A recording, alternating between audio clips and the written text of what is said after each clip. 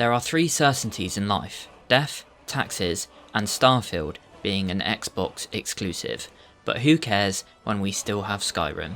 So in case you were looking for an excuse to start another Skyrim playthrough, here are another 10 great mods for Skyrim on PS4. To make sure you don't miss any future PS4 mod showcases, make sure you subscribe. The idea behind Warden of Akatosh by AsJ71 was to create a faction similar to the Vigilant of Stendar. The mod includes 6 custom spells, 1 custom blessing, 2 light armor sets, 1 with enchantments and 1 without, a complete set of weapons with 1 unique enchantment effect, crafting recipes for all but the unique weapon, 1 location with a completed interior, 1 follower NPC with spells, armors, and weapons from the mod. All items and spells can be found inside the Warden outpost. The follower is called Warden Bidicus, and he is equipped with and will use items and spells from the mod. The new spells were created with the idea of force-like telekinesis. The spells are all in the school of alteration and scale up in power and force, from a simple stagger push to a shockwave that will blast all enemies near you. There is even a grip ability that will ragdoll and choke all but the largest of foes, which reminds me of a certain sand-hating Sith Lord. The armor set was made to feel unique to the faction. The same goes for the weapon sets, which are mostly silver weapons. The weapons and base armor sets can be crafted and improved, and the unique weapon called Assurance has an enchantment mechanic which no other weapon in the vanilla game has. Have you ever wondered what happens to the people whose homes and farms are destroyed or occupied by soldiers in the Civil War? Civil War Refugees by Ken Pat Dan 3 addresses this and increases the immersion of the Civil War by adding in the people who have lost everything to the war in makeshift camps outside of Whiterun, Solitude, and Windhelm. This mod does a brilliant job of emphasising how damaging the Civil War really is. No matter which side you are on, it's the innocent people of Skyrim that suffer the most. Terra Av Himlen, or Terror of the Sky by Will Jossum, is a mod specifically for people at the end game with insanely powerful builds that kill regular dragons with ease. I won't bother trying to pronounce the dragons' names, but the mod adds 5 new unique boss dragons that are incredibly tough to take down, with lots of damage resistances and crazy amounts of health, a test worthy of a full strength last Dragonborn. They each have their own unique style, using different types of magic, and all looking very different and unique compared to the vanilla dragons. Their locations can be discovered by reading the book Terra Av Himlen, which can be found in any of the inns of the 9 capital cities. Killing the dragons will also reward you with pieces of an incredibly powerful and badass looking armor set called Void Armor, along with a powerful bow.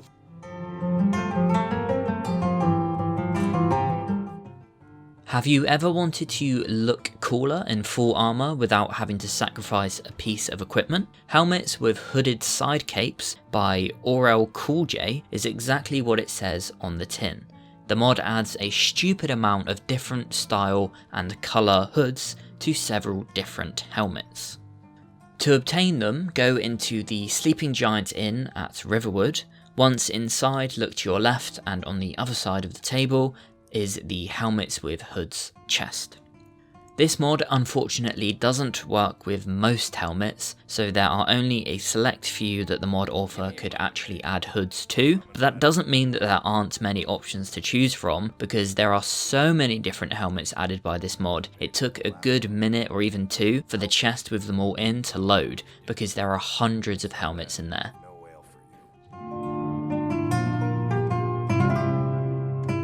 IA92's custom texture Valkyrie Armor Plus by the controversial yet incredibly hard-working Imperial Agent 1992 is a wonderful armor mod that takes clear inspiration from Zero Frost's Mythical Armors mod on the PC, which the preview image for this mod is taken from. So as usual with Imperial Agents mods, don't expect the mod to actually look like the preview image. However, with that said, he still did a really good job of getting as close to Zero Frost's Valkyrie armor that you possibly can, with an almost chrome-like silver metal finish added to the elven armor and the ancient farmer crown from the Dawnguard DLC.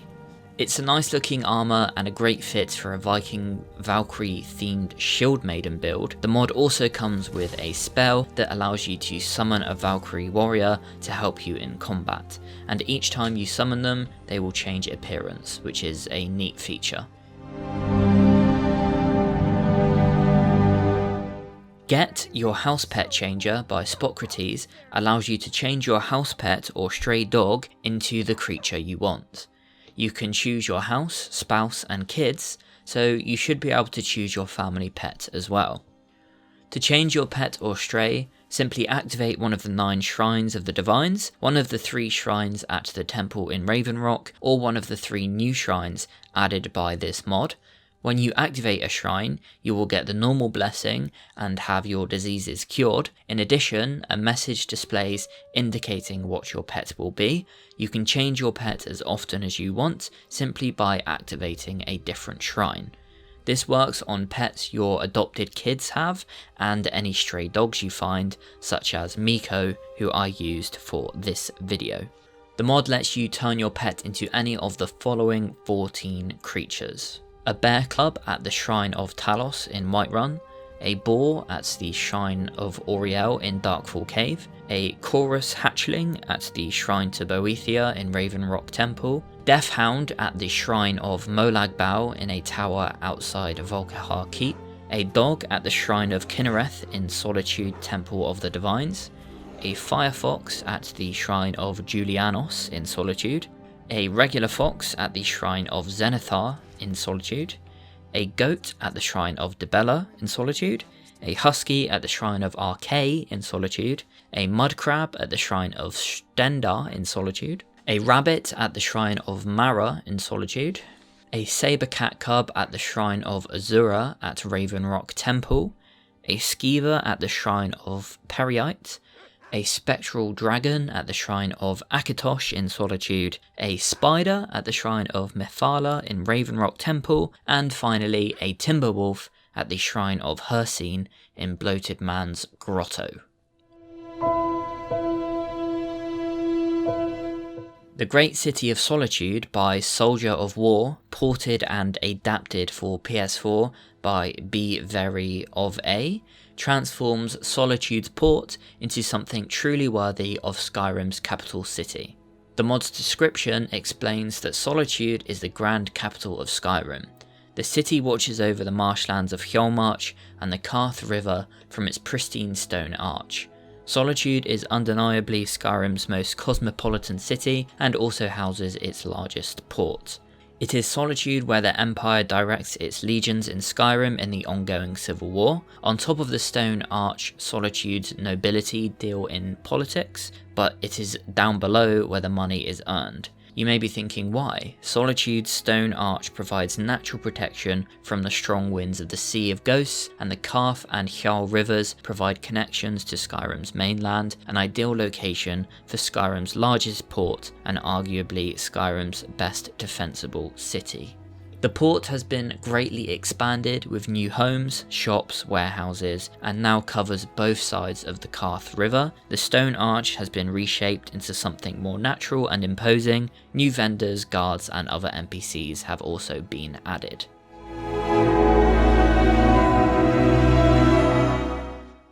Useful Map Markers by Spicy Spyro is indeed a very useful mod, and one that I am surprised hasn't been made before, at least that I've seen, and I'm very surprised that it doesn't have more downloads. Do you want to quickly travel to convenient places, or do you just love to fill up your map? Either way, this mod would be great for you. This mod adds map markers to all of the player homes: the Bard's College, Jorvaska, Skyhaven Temple Balcony, Dragon's Reach Great Porch, Windhelm Docks, and Falkreath and Dawnstar's Jarl Longhouses. The mod also gives Castle Karstag its unused map marker.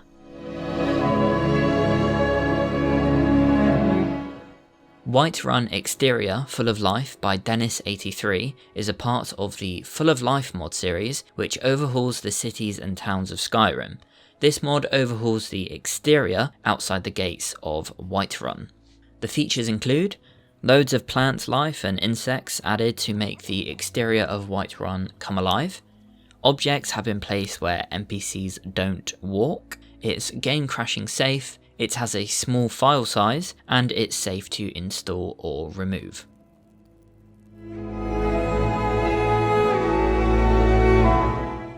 Last but absolutely not least is 7,000 Steps of the Akaviri, The Lost Akaviri Part 2 by Silence Gaming Geek. This mod is a 1 hour long, incredibly challenging endgame quest and unique new world space that apparently took over 200 hours to create. And once you've played it, you will definitely understand why it took so long. The new world space is just wonderfully well designed, and it really is a sight to behold. The mod's description tells us, 5 times higher than the throat of the world, 7,000 actual steps, the trial awaits. Jarl Balgruuf the Greater was right. A great floating temple has appeared in Skyrim, not far from Half Moon Mill. Legend has it that one of the entrances is the door to Zen, the great Akaviri pilgrimage of 7,000 steps, which tests the very strength and spirit of those who dare to enter. 7 trials await you, separated by 7,000 steps in a unique, sprawling Akaviri dreamscape. The pinnacle is said to be the bridge between mortals and the divine.